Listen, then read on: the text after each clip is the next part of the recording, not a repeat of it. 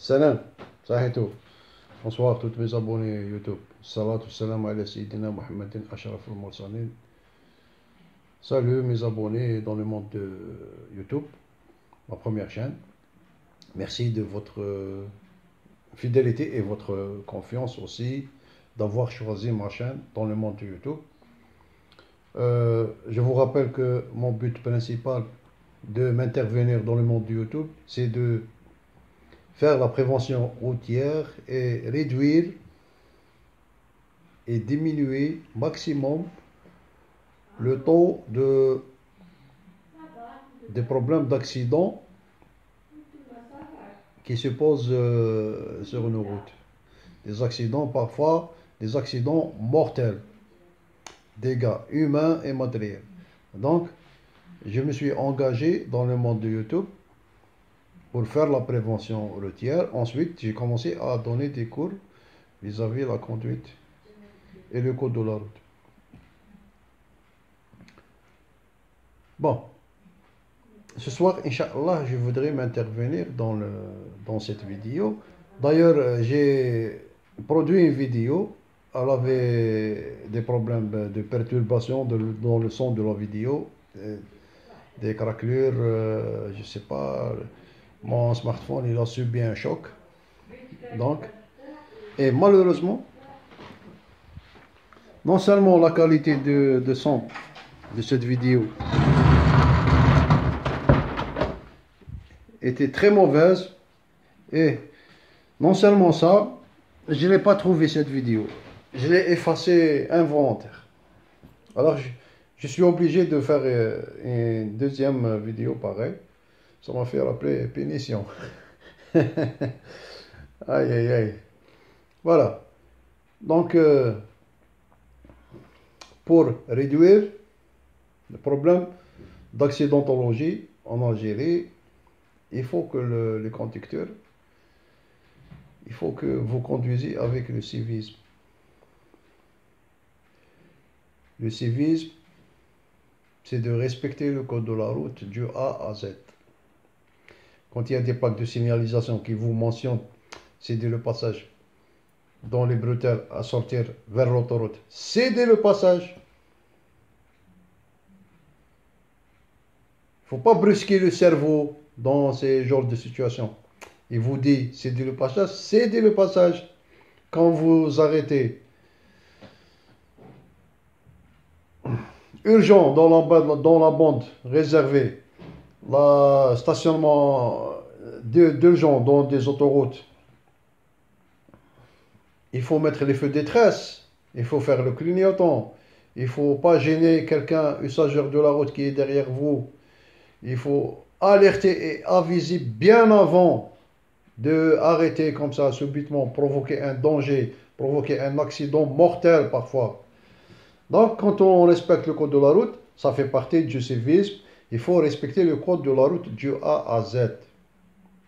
Prenez toutes les lois qui sont en vigueur dans ce code de la route, dans votre pays, et vous l'utilisez en utilisant comment dirais-je, en utilisant l'aspect de civisme, et vous appliquez toutes les lois en vigueur qui est la loi de le code de la route, du A à Z. Respecter les plaques de signalisation, limitation des vitesses, respecter les signes qui sont horizontales sur la chaussée, sur le revêtement, les flèches de rabattement, etc. Il faut respecter le code de la route par cœur, en toute transparence. Voilà.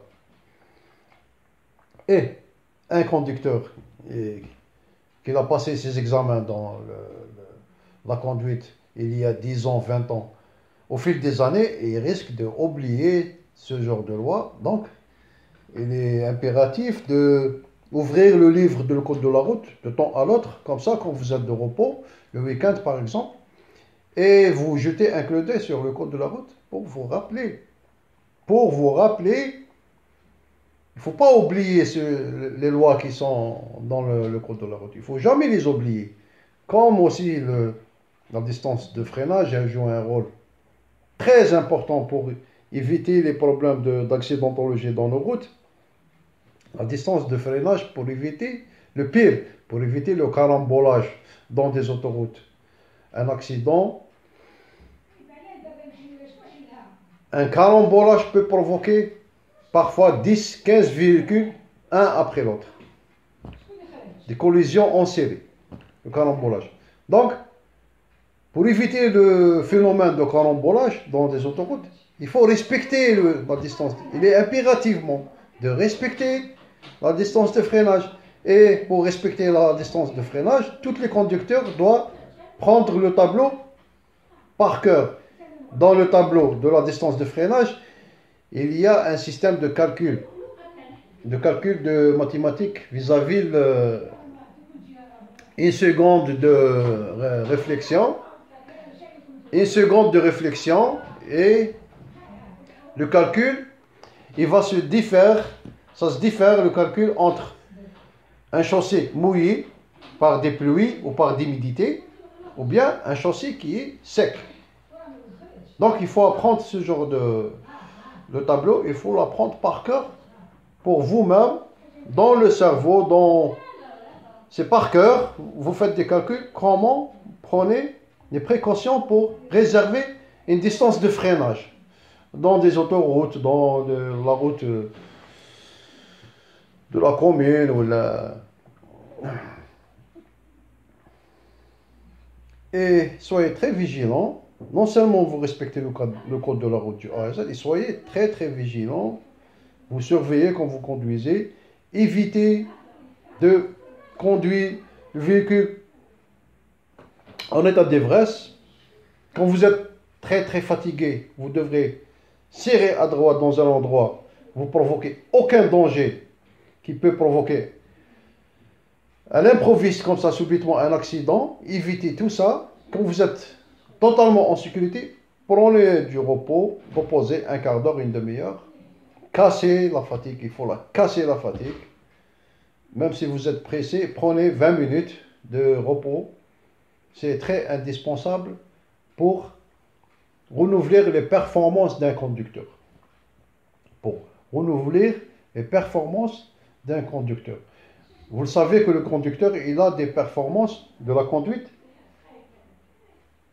liées à son état de santé. Parce que quand on est fatigué, est-ce que vous êtes au courant, quand on est fatigué, tout le système dans le corps humain, il y a une réduction de la visibilité, une réduction de l'écoute, une réduction de réflexes aussi. Ça aussi, quand ça manque de réflexes, il est très probable de tomber dans des accidents de la route. Donc, tout ça en évitant toute cette fatigue qui va provoquer et qui va réduire beaucoup les performances d'un conducteur. Il faut casser tout ça par le repos. Il est impérativement de reposer avant de conduire. Il faut toujours prendre des précautions de reposer avant de conduire. Alors, en état d'ivresse, il est strictement interdit de conduire le véhicule. Il est strictement interdit. Attention, attention, attention. Quand vous êtes sur le volant, il faut voir droit et surveiller les rétroviseurs latéraux et le rétroviseur central. Si vous tombez un objet, si vous pouvez s'arrêter pour récupérer le smartphone tombé dans l'habitacle de la voiture, il ne faut pas provoquer un danger et chercher ce dernier et le véhicule roule. Vous le savez qu'un clin d'œil peut provoquer un danger mortel sur la route.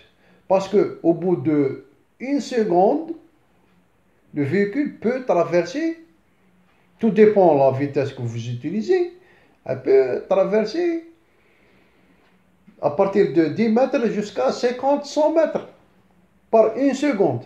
Alors vous imaginez, vous tombez un briquet ou un smartphone ou quelque chose comme ça, et vous le cherchez et le véhicule roule. Ça, c'est très dangereux. Évitez tout ça.